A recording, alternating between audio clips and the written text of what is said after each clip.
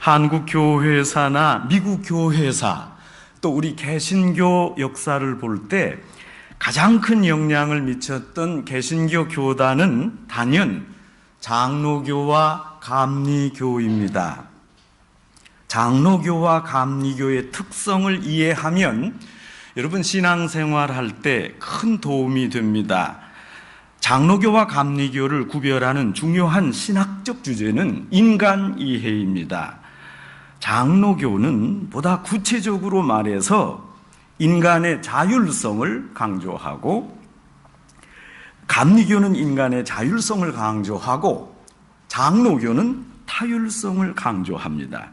성경에서 보듯이 인간은 전적으로 타락했습니다. 그러나 아직도 하나님의 형상이 조금 남아 있습니다. 전적인 타락과 인간의 가능성 사이에 긴장 관계가 있습니다. 장로교는 인간의 전적인 타락성을 강조합니다. 사람이 전적으로 타락해서 아무것도 할 수 없다. 오직 하나님의 은총만을 바랄 뿐이다. 반면에 감리교는 인간의 타락성을 인정하지만 또한 가능성을 주장합니다. 감리교에서 신인 협동설, God Human Synergism을 주장합니다. 구원을 성취하는데 하나님이 사람의 협조가 필요하다는 것입니다. 우리 성결교회는 감리교 계열입니다. 하나님이 구원하십니다. 그러나 우리도 하나님이 이루시는 구원 사역에 협동해야 됩니다. 하나님이 구원하시는데 크게 역사합니다. 그러나 우리 사람들도 이 구원 사역에 동참해서 도와야 합니다. 내가 거룩하니 너희도 거룩하라. 레위기 11장 14절 말씀은 성결교회의 근본이자 하나님과 사람이 함께 이루어야 할 구원 협동서를 대변하는 구절입니다. 하나님이 하실 일이 있고 사람이 해야 할 일이 있습니다. 신학적으로 인간이 해야 할 바를 강조하는 감리교 교리에 인간의 역동성이 있습니다. 오늘 성경은 그 유명한 오병이어의 기적입니다. 오늘 말씀 중에도 예수님이 구원하는 사역에 제자들이 동참하도록 강조하고 예수님과 함께 일하자고 부탁하십니다. 사복음서 전체에 수록된 오병이어의 기적은 잘 읽어보면 복음서마다 특징이 다릅니다. 요한복음의 오병이어 사건을 보면 성찬식과 같습니다. 오병이어의 기적은 예수님의 구원 사역의 절정 클라이막스입니다. 그래서 요한복음 6장에 보면 이 기적을 경험한 사람들이 강제로 예수님을 왕으로 삼고자 했습니다. 예수님을 이스라엘 왕으로 삼자. 이렇게 이적을 일으키는 분이라면 새 왕이 돼서 로마 군병을 몰아내고 로마 압제에서 해방해서 이스라엘을 잘 사는 국가로 만들 게 아니냐. 이스라엘의 경제 문제, 정치 문제 다 해결할 수 있는 능력의 분이 바로 예수님이다. 영적으로 육적으로 이런 분이 어디 있느냐? 그러므로 이분을 왕으로 모시자.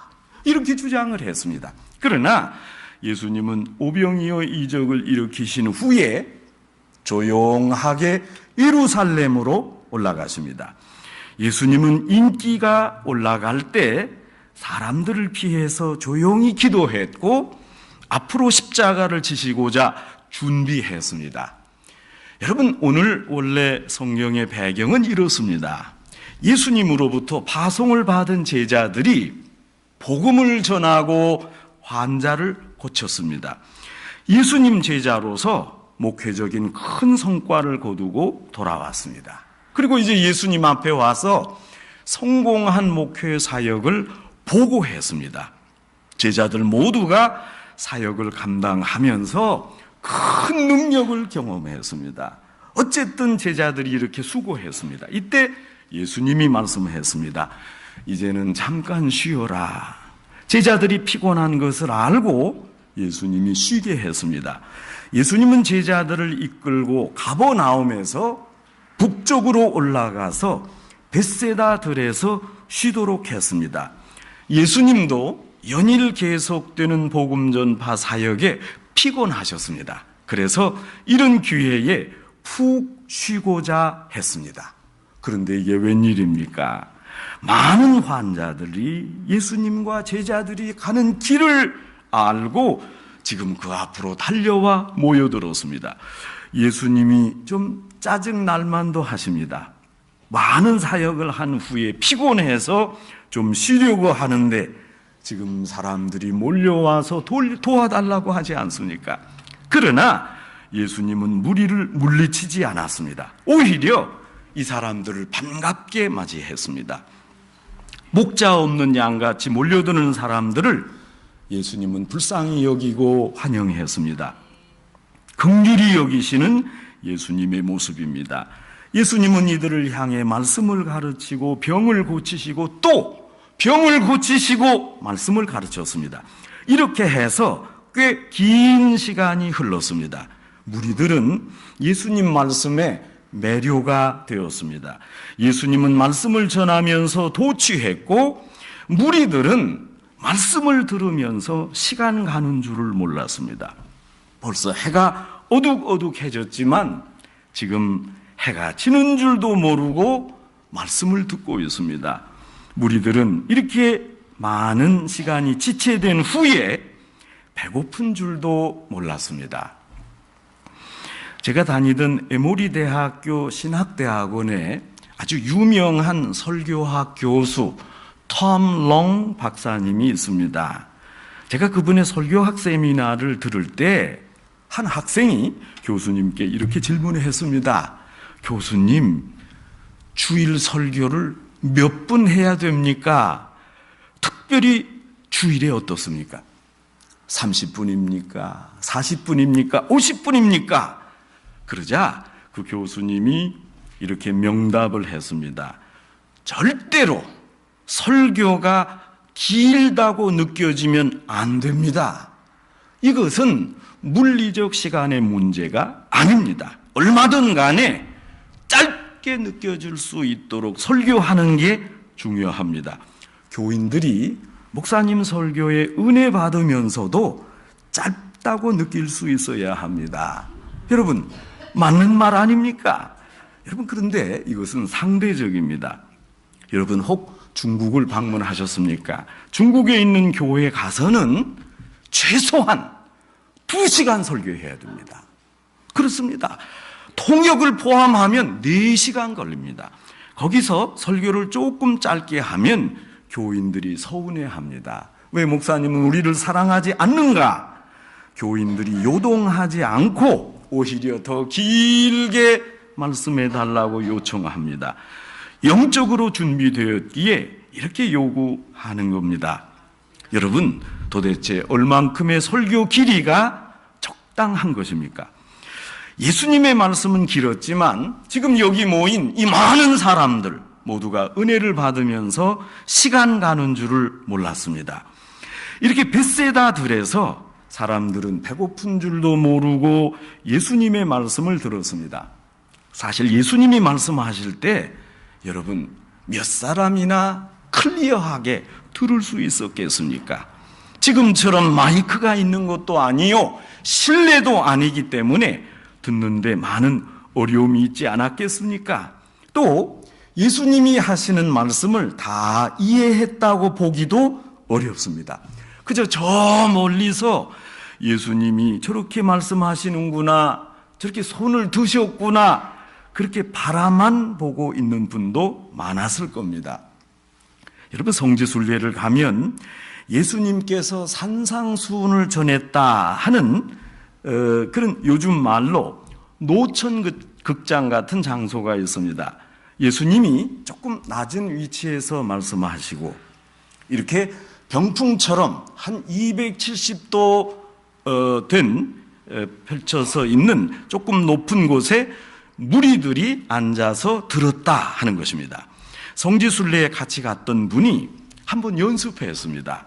앞에서 예수님처럼 말씀하고 저 뒤에 가서 무리처럼 우리도 듣고 과연 예수님의 음성이 들렸겠나 실험해 보았습니다.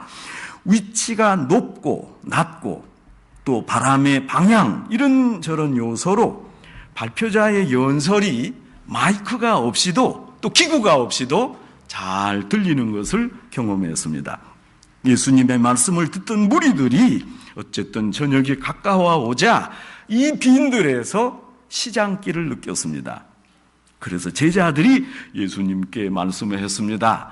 예수님, 여기는 빈들이고 날도 이미 저물어 갑니다. 그러니까 조금 이제 말씀을 마치시고 이 사람들에게 해쳐 하고 근방에 있는 농가나 마을로 보내서 제각기 음식 사 먹게 하는 게 좋겠습니다. 이 말씀을 듣고 예수님이 대답했습니다. 너희가 먹을 것을 주라. 너희가 먹을 것을 주라. 이 말을 듣고 제자들은 어이가 없었습니다. 그러면 우리가 200데나리온 어치의 떡을 사다가 그들에게 먹여야 됩니까? 저희에게는 그만한 돈도 없고 또 지금 돈이 있다 한들 그만한 양의 떡을 당장 어디서 사옵니까? 예수님이 다시 물으셨습니다. 너희에게 떡이 얼마나 있느냐? 너희가 가진 떡이 무엇이냐?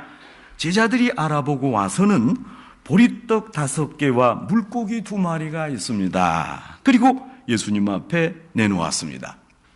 예수님은 그것을 가져오라 했습니다. 지금 제자들이 가져온 것은 다른 복음서에 의하면 한 소년이 바친 보리떡 5개와 물고기 2마리 정도였습니다. 여러분, 이것은 어른 한 사람 목도 되지 않은 식사양입니다. 어린아이가 자기 먹으려고 아마도 어머니가 싸준 도시락이었겠습니다. 이스라엘에서 생산되는 주요 곡물은 보리와 밀입니다. 보리는 밀의 3분의 1 정도 가격이 되는 값싼 곡물입니다. 그러니까 보리떡 하면 아주 싼 떡입니다. 아마도 이 소녀는 가난한 집 출신입니다. 또 말이 생선 2마리지 이것은 아주 작은 생선입니다.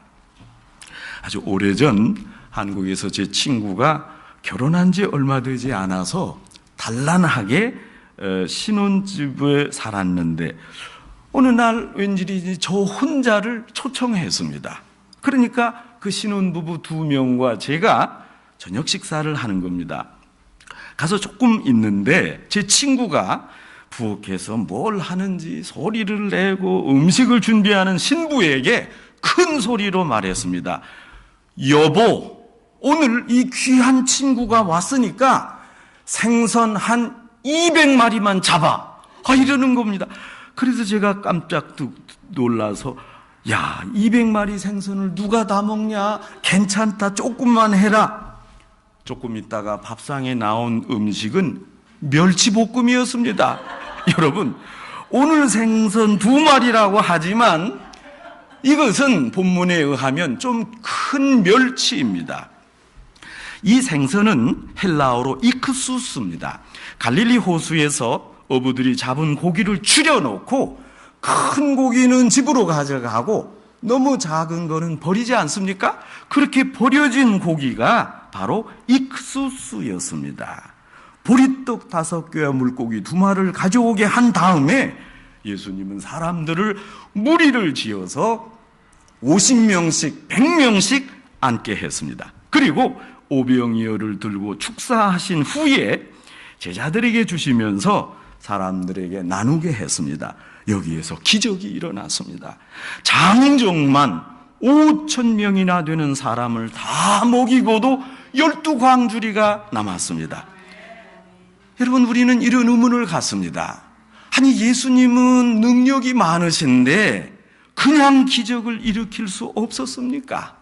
왜 제자들에게 그 하찮은 오병이어를 요구하셨습니까? 그 2마리, 멸치 2마리를 왜 요구한 겁니까? 예수님 정도의 능력이시라면 아무것도 없이도 여기 모인 무리를 먹일 수 있지 않습니까? 창조에 참여하셨던 예수님이라면 무에서 유를 만드실 수 있지 않습니까? 성도 여러분, 작은 것이지만 사람들이 바친 내용 위에 주님이 역사하십니다. 5,000명을 먹이신 큰 기적 이야기에서 우리는 엄청난 진리를 얻을 수가 있습니다. 여러분, 인간적으로 생각할 때 적어도 4가지 구성 요소가 구비돼야 이 일이 성사됩니다. 우선 경제 문제입니다. 모든 것이 물질에서 시작되지 않습니까? 돈 없이 어떤 일도 할 수 없습니다. 둘째, 지식입니다. 정확한 정보 없이 어느 것도 시행할 수 없습니다. 그래서 자기가 알지 못하는 일에 대해서 용기가 필요한 것입니다. 셋째, 경험이 필요합니다.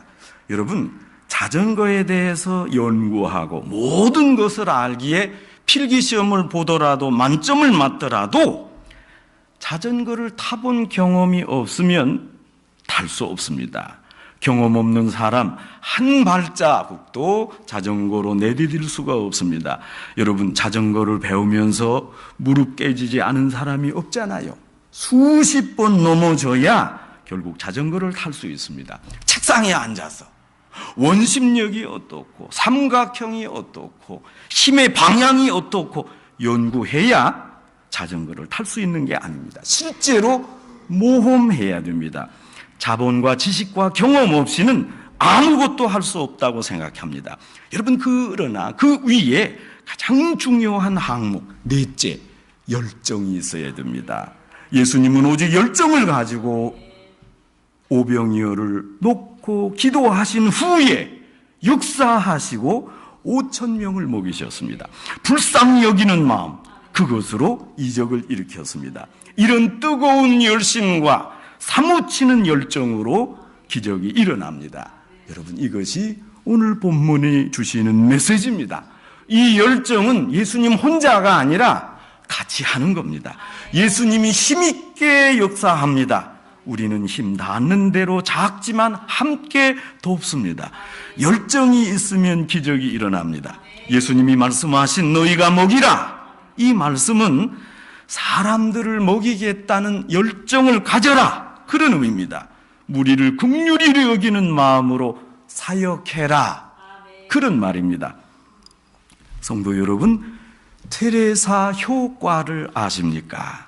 헌신적인 봉사와 사랑, 섬김의 생애를 살았던 테레사 수녀를 연상하는 효과, 그런 말입니다.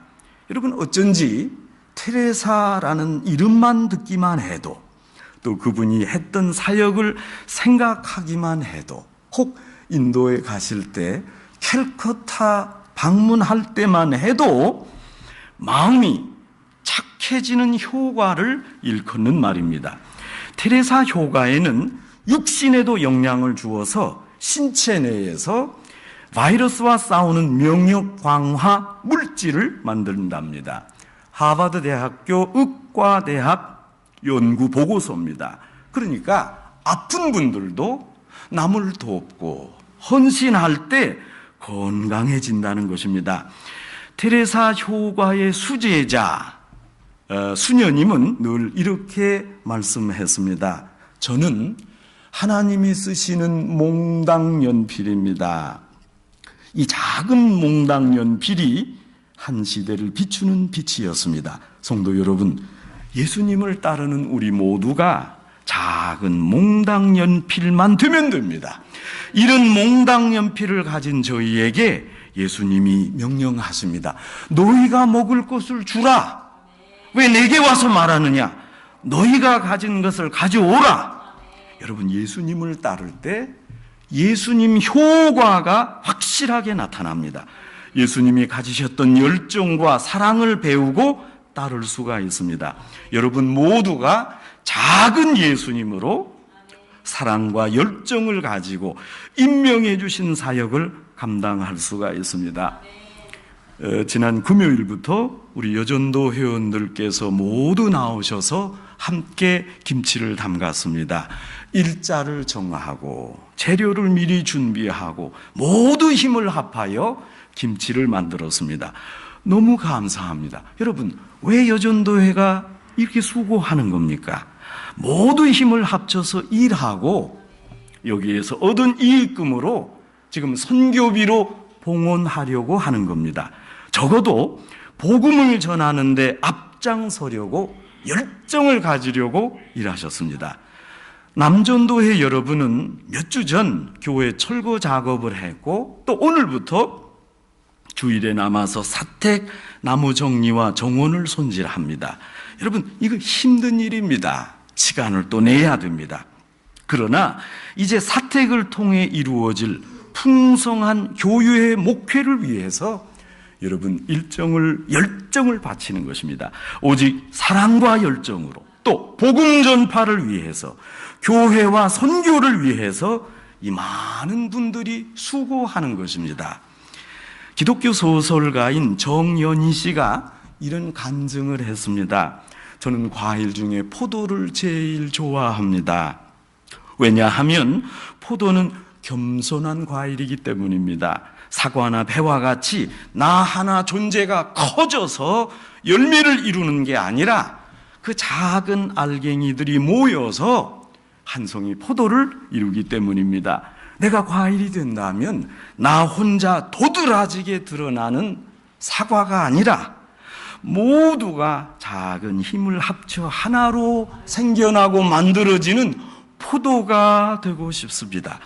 성도 여러분, 우리가 비록 작지만 하나하나 아라리 연근 포도와 같이 존재할 때, 합심하고 역사할 때 하나님이 우리의 작은 힘을 사용하셔서 큰 이적을 일으키십니다. 제가 지난 2002년 7월 아프리카 루안다, 우간다, 부룬디, 탄자니아에 약 한 달 동안 단기 선교를 다녀왔습니다.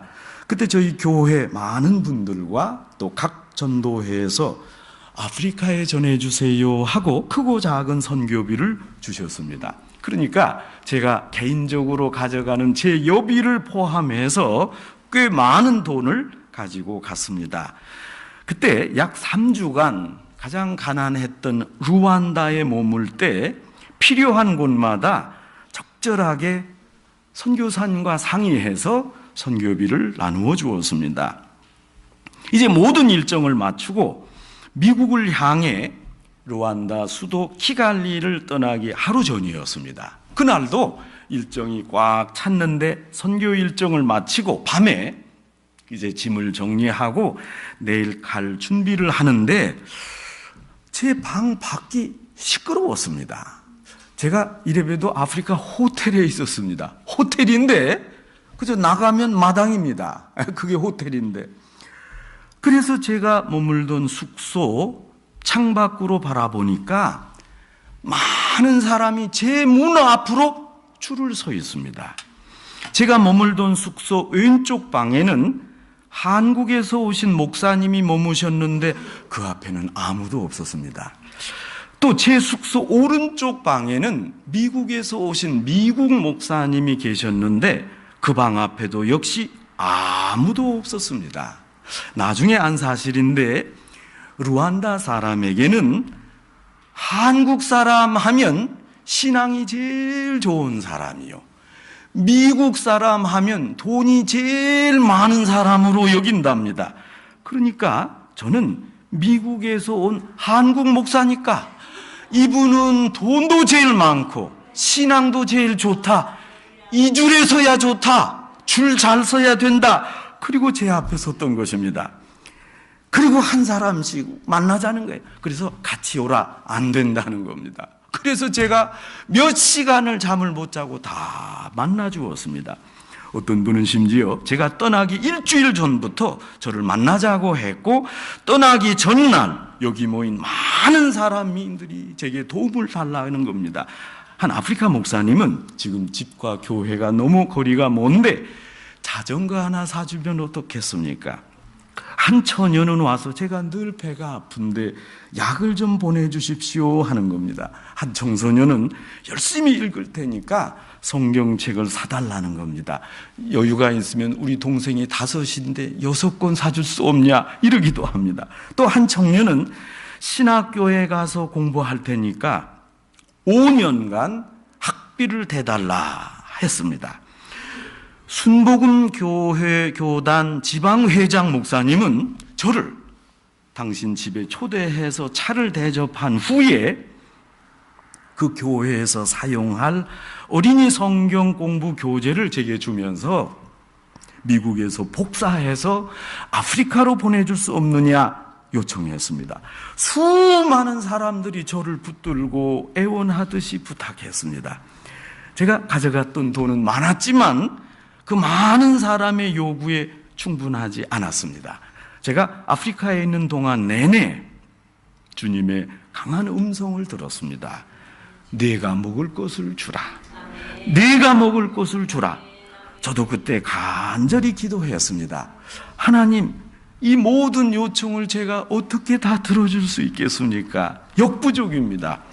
솔직히 해결할 만한 돈이 제게 없습니다. 그러나 제게 있는 이 적은 오병이어를 바칩니다. 주님께서 축사하시고 이 모든 아프리카 사람에게 나눠주십시오. 그리고 12광주리가 남게 하시고 하나님이 역사하여 주옵소서 기도했습니다. 성도 여러분, 오늘 우리는 선교주의를 맞이해서 선교를 생각합니다. 여러분, 이제 곧 12월부터 교회 새로운 회개 연도가 시작됩니다. 여러분, 기도하는 마음으로 헌신하는 열정으로 선교 헌금을 봉헌해 주시면 교회가 선교 사역에 아주 알뜰하게 또 모두 사용하겠습니다. 우리 교회가 41주년이 지났는데 아직 지교회도 없고 선교지 교회도 세우지 못했습니다. 하나님 앞에 너무 부끄럽고 죄송합니다. 저는 기도하는 중에 우리 교회가 창립 50주년이 되기 전에 이 가까운 비교적 싼 값으로 되는 멕시코에 선교지 교회를 세우겠습니다. 이렇게 다짐을 했습니다. 주님은 우리에게 말씀합니다. 너희가 먹을 것을 주라. 너희가 알아. 선교 사역에 쓰여질 모든 것을 바치라고 하십니다. 여러분, 그때 우리가 가진 오병이어를 드립시다. 그때 주님은 그것으로 역사하실 겁니다. 주님이 함께 일하자고 초청하실 때 기꺼이 갑시다. 응낙합시다. 우리가 가진 작은 오병이어를 내어드리고 함께 일합시다. 주님이 계획하시고 우리는 실천하고, 주님이 축복하시고 우리는 축복을 받고, 주님의 요청에 우리가 가진 오병이어의 오병이어를 내어놓고 선교 사역의 큰 역사를 경험하시는 성도 여러분 되시기를 주님의 이름으로 축원합니다.